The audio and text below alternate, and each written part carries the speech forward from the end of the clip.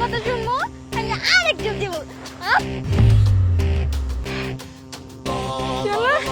ইয়াল্লাহ এই পানিতে ডুবে দাঁড়ালাম কেমনে আমার হাত পা সাপ হলো কেমনে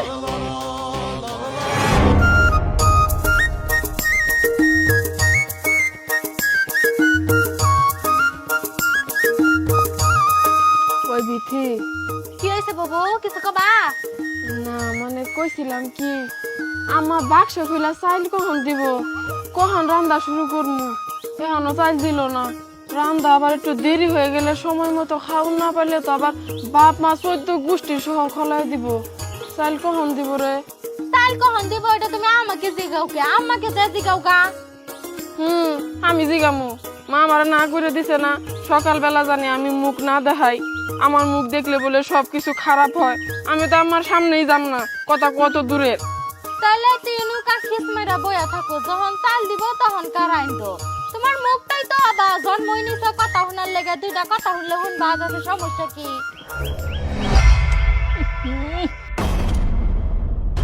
এই ছোট বৌমা কে আইছা মা এদিকে একটু অত আইতাছি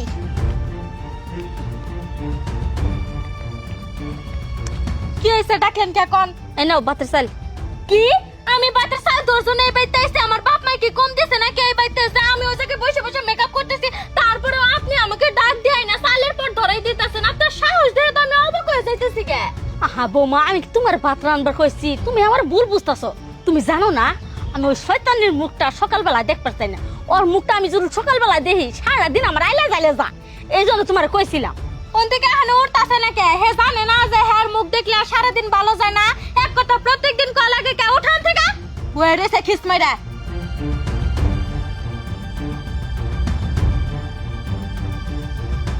গেছে গাম্মা জান থিয়া হেন আমাকে ফরমাস দিবেন না এই যে বাতের চাল খেয়ে গেলাম বাজে না আন দে আচ্ছা ঠিক আছে আম্মা যাইতাছি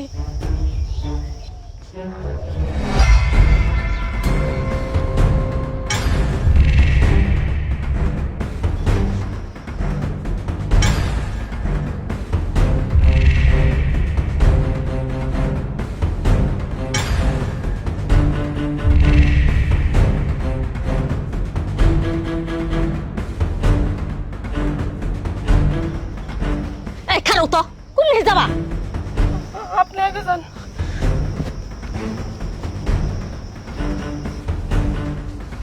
হায় রে কতে আছে না চিন্তি বাগের বাই উন্তি রাত হয়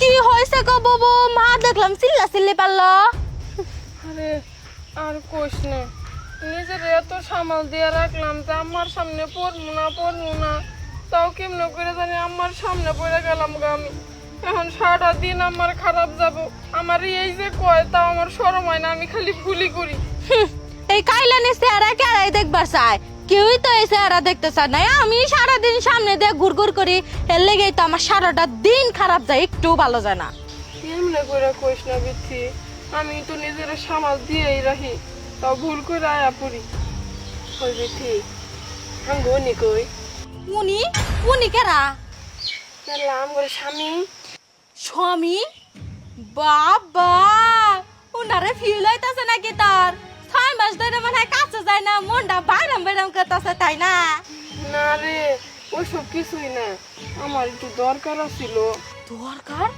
আল্লাহ গো তোরও দরকার হয় আজকাল কি দরকার তা শুনি একটু না মানে ওই তেল শুনু আর আমার পেশ শেষ হয়ে গেছে গা তাই না দিতে যদি তেল তেল তুই কোন দেবে তো চলেছে ইয়াল্লাহ ছাগলের নাগাল যে নাকি দুটা চলো তুই তেলও দেবে কি বলে শুনো মহিষের নাগাল চাওড়া তুই যদি শুনু মাহস শুনে কি ধরবো আর হন দাঁতে পেশ লাগানোর মতো এত বড় রিস্ক নিস না একটা দাঁত তো নাই হয়ে গেছে গা যে কটা দাঁত আছে পেশ লাগানোর পর ওই সব কটা দাঁতই যাবো গা সামনের দাঁতগুলো ফাঁকা দেওয়া যাবে তখন হাঁস পিয়ে বেঁচে বিশ্রী দেওয়া যায় তখন একবারে সুপার বিশ্রী লাগবে তোকে বুঝছস দিদি তুই আমার ছোট সতীন আমি তোর বড় তাও তুই আমার এমন করে ফালায় সরে কথা কইতাছস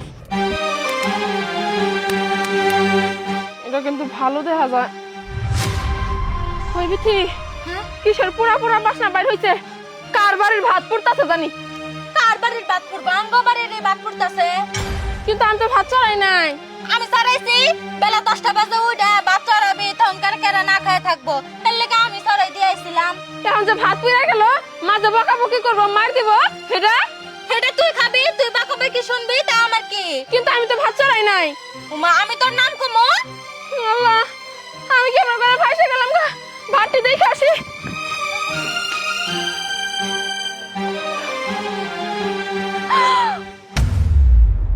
হায় হায় রে বিথি, সর্বনাশ! ওই বিথি সর্বনাশ হয়ে গেছে গা রে বিথি। ভাত পুইলে একবার আঙ্গার হয়ে গেছে গা। আজকে তো আম্মা মানে চেঁচা দিব, যেমন কথা হইব তেমন মার দিব। ওই বিথি, আজকের মতো তুই আমার একটু বাঁচাই দে। আম্মা আসলে কবি ভাতটা তুই চড়াইছস, নাইলে আজকে আমার জানে শেষ করে ফেলাইব। তুই হইলি বড় লোকের মাইয়া, কত সুন্দরী, তোর চামড়া সাদা, মা তো তোরে কোনো কিছুই কয় না।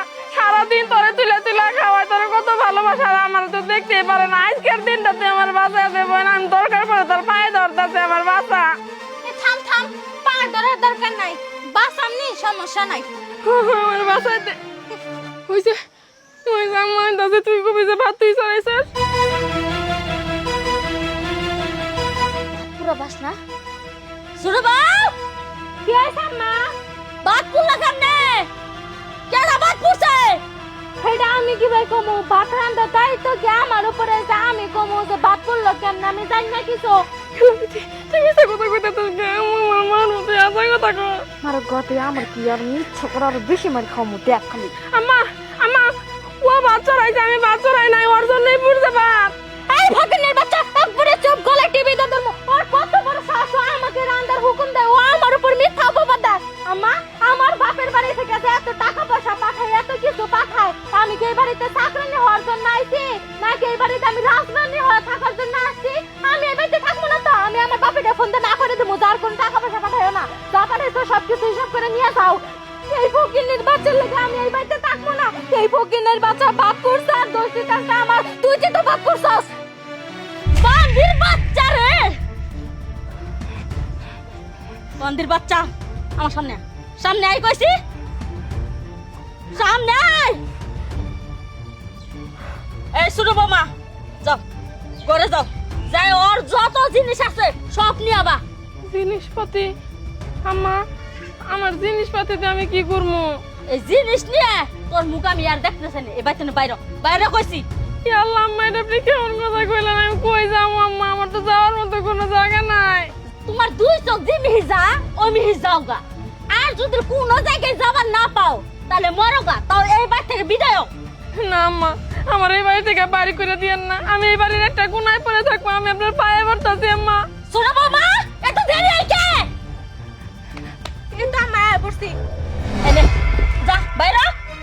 আম্মা, এত নিষ্ঠুর হয়েন না, আমি যাব না, আমি এই বাড়িতে সারা জীবন বান্দিগিরি করবো, তা আমার বাড়ি করে দিয়েন না। শোনো বাবা, আমি তোমার 5 মিনিট সময় দিলাম, এই 5 মিনিটের মধ্যে এই অপায়ের এই বাড়ি থেকে বাই করো, আমি এই অপায়ের মুখ আর দেখবার চাই না। আম্মা, আমার কথা শুনে, আমি এখন কই যাবো? ওই বিচি আমি কি করবো এখন করছে? সেটাই তো ভাবতেছি বুবু, আমি তোমাকে সুন্দর একটা বুদ্ধি দেই। হ্যাঁ, দে দে দে, বুদ্ধি দে। শুনো তাইলে, মনোযোগ দিয়ে শুনবা কিন্তু। ওই জঙ্গলের রাস্তা দিয়ে সোজা যাইতেই থাকবা। আচ্ছা আর হ্যাঁ, মনে করে বাইর থেকে কলসা দড়ি নিয়ে যাবা, বুঝছো? আচ্ছা, তারপর? তারপর যাইতে যাইতে দেখবা একটা বড় নদী পড়ছে সামনে। হা হা হা হা। ওই যে বাইর থেকে যে কলসা দড়ি নিয়ে গেল না, ওই দড়িটা কলসটা আগে গলার সাথে বাঁধবা। আচ্ছা, পরে? তারপরে আর কি সুন্দর করে নদীতে যায় আর শরীরটা ছেড়ে দিবা। তাহলে তো আমি মরে যাবো গা। ইয়াল্লা, এটাই তো আমি খবর চাইতেছি। তুমি মরে গেলে পরে তো তোমার দুঃখ কষ্ট সব মাটির সঙ্গে মিশে যাবে গা। যাও আম্মা, বিপদ বাইর থেকে দূর হইছে। না, আমার বাইচে থাকার কোনো অধিকার নাই, কারণ এই জীবন থাকাও যা, না থাকাও তাই। ছোটবেলা থেকে বাপ মা ভাই বোনের ভালোবাসা আমি পাইলাম না।